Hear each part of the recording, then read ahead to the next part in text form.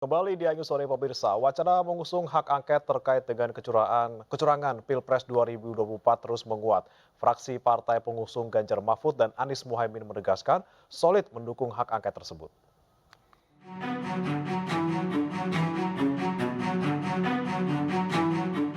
Capres nomor urut 3 Ganjar Pranowo mendorong partai pengusungnya menggulirkan hak angket di DPR terkait dugaan kecurangan Pilpres 2024. Fraksi PDIP DPR juga telah menegaskan solid melayangkan hak angket DPR guna menelisik kejanggalan dalam proses Pilpres 2024.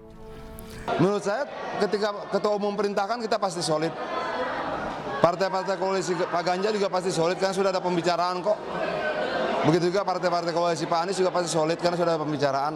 Kita tidak sedang mencari kalah menang saja, tapi kita sedang mencari kebenaran itu sendiri.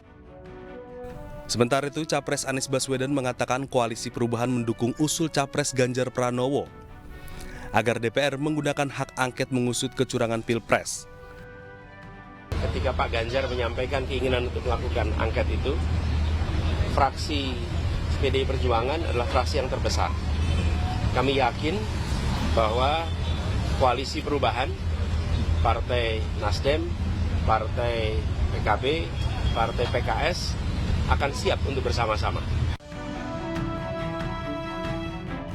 Terkait polemik hak angket yang sedang berkembang, Menko Polhukam yang baru saja dilantik mengingatkan agar semua pihak dapat menjaga suasana kondusif. Hadi menambahkan suasana aman harus benar-benar kita jaga. Sementara itu, pakar hukum yang juga mantan Ketua YLBHI, Alfon Kurnia Palma, menilai justru pernyataan Menko Polhukam bisa jadi kontroversi karena masuk ke pendekatan militeristik. Alfon justru meminta semua pihak menghargai sikap dan pandangan yang dilakukan. Hak angket adalah hak untuk melakukan penyelidikan terhadap pelaksanaan suatu undang-undang, kebijakan pemerintah yang berkaitan dengan hal penting, strategis, dan berdampak luas pada kehidupan bermasyarakat, berbangsa, dan bernegara yang diduga bertentangan dengan peraturan perundang-undangan. Tim Liputan iNews melaporkan. Calon Presiden nomor urut 3 Ganjar Pranowo mendorong segera adanya hak angket DPR untuk menyelidiki pemilu 2024 yang banyak ditemukan kejanggalan. Ganjar berharap pemilu tetap mengutamakan kejujuran dan keadilan. Pencoblosan kita ada evaluasi DN waktu itu, seluruh pimpinan partai ada dan saya memang menyampaikan usulan apakah benar terjadi situasi anomali-anomali? Jawabannya iya. Apakah benar sistemnya ini ada kejanggalan? Jawabannya iya. Apakah benar ada cerita-cerita di masyarakat yang mungkin tidak sesuai dengan ketentuan? Jawabannya iya. Maka kemudian, kalau begitu mesti ada model pengawasan. Pengawasan ada dua, dari civil society yang bisa tanya pada penyelenggara pemilu atau kemudian menggunakan jalur parlemen.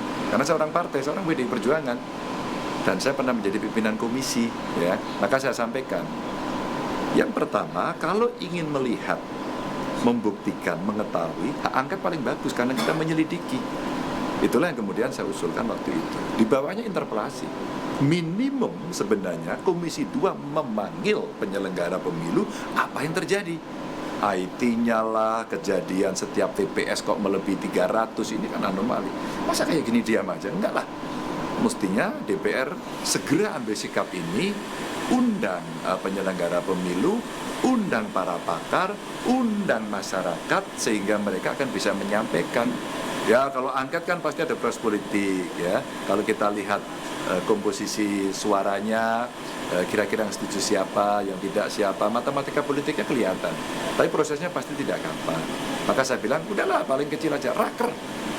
Kalau raker itu bisa dilakukan dalam waktu segera, maka seluruh perdebatan yang ada di publik ini bisa ditarik ke zona netral. Menteri Hukum dan HAM Yasona Lauli menanggapi wacana hak angket yang diusulkan Capres Ganjar Pranowo. Yasona menilai pemberlakuan hak angket bisa berfungsi untuk meminimalisasi adanya kecurangan pemilu.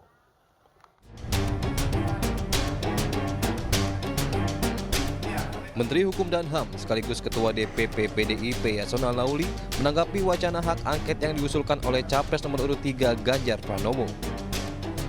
Sebagai kader PDIP, Yasona mengaku akan tegak lurus mengikuti arahan Ketua Umum Partai, Megawati Soekarno Putri. Yasona juga menambahkan, usulan hak angket bisa minimalkan adanya kecurangan pemilu. Kita ini orang partai tidak lurus. Kalau tidak, rusak partai. Dari kami gariskan begini, tidak. Untuk apa? Untuk mencari kebenaran yang sesungguhnya. Supaya jangan ada insinuasi apa, jangan ada suara-suara. Ya kita letakkan secara proporsional. Mari kita teliti secara konstitusional, ya kan? Sebelumnya, calon presiden nomor urut 3, Ganjar Pranowo, mengusulkan partai politik pengusungnya PDIP Perjuangan dan P3 mengusulkan hak angket untuk mengusut kecurangan pemilu 2024. Ganjar juga mengajak partai koalisi Capres Anies Baswedan untuk ikut serta dalam wacana tersebut. Dari Medan, Sumatera Utara, Ahmad Ridwan Nasution, iNews melaporkan. Laporan terkait adanya dugaan potensi partai tertentu yang akan menerima limpahan suara demi memenuhi syarat lolos ambang batas parlemen muncul ke permukaan. Dugaan tersebut muncul seiring keputusan KPU untuk menghentikan sementara proses rekapitulasi suara di tingkat kecamatan. Akibatnya hal tersebut bisa menimbulkan kecurigaan. Skenario yang muncul ialah partai yang berpotensi kuat tak lolos parlemen akan dilimpahkan suaranya untuk partai tertentu.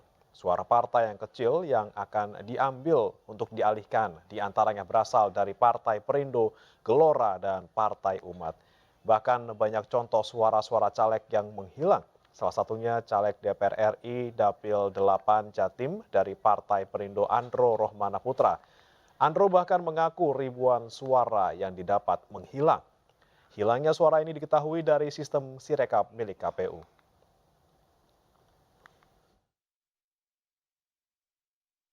Informasi lain pemirsa, komitmen terus mendukung program Green Transportation. PT PLN Persero meresmikan stasiun pengisian hidrogen pertama di tanah air. Hal ini untuk mendorong penggunaan tenaga hidrogen di tanah air yang dinilai lebih murah dan nihil emisi dibandingkan dengan bahan bakar minyak. 3, 2, 1. Alhamdulillahirrahmanirrahim. PT PLN Persero melalui anak usahanya yakni PT PLN Indonesia Power meresmikan Hydrogen Refueling Station atau stasiun pengisian hidrogen pertama di Indonesia yang bertempat di kawasan Senayan, Jakarta. Direktur Utama PT PLN Darmawan Prasojo menyebut aksi ini bentuk kesiapan dalam mendukung program Green Transportation, namun masih bersifat pilot project dan belum pada tahap komersil. Selain itu, pembangunan stasiun pengisian hidrogen ini adalah hilir dari upaya PLN untuk mendorong penggunaan tenaga hidrogen di Indonesia, sekaligus program transisi energi yang lebih murah dan nihil emisi bila dibandingkan dengan bahan bakar minyak atau BBM. Ini hanyalah dari awal di mana energi hidrogen ini bisa digunakan untuk pembangkit-pembangkit terutama di daerah terpencil yang masih menggunakan BBM digantikan dengan energi yang menggunakan hidrogen yang berbasis pada energi baru terbarukan, sehingga ini ada penurunan kos, juga menaikkan dari keandalan sistemnya dan juga pemerataan dari ekosistem kelistrikan seantero Nusantara. Sementara mengenai pasokan hidrogen di HRS Senayan akan didatangkan dari 21 Green Hydrogen Plant yang diresmikan pada November tahun lalu dan yang terbaru yakni GHP di PLTP Kamojang yang mempunyai total produksi 203 ton per tahun, sekitar 128 ton diperuntukkan bagi kendaraan.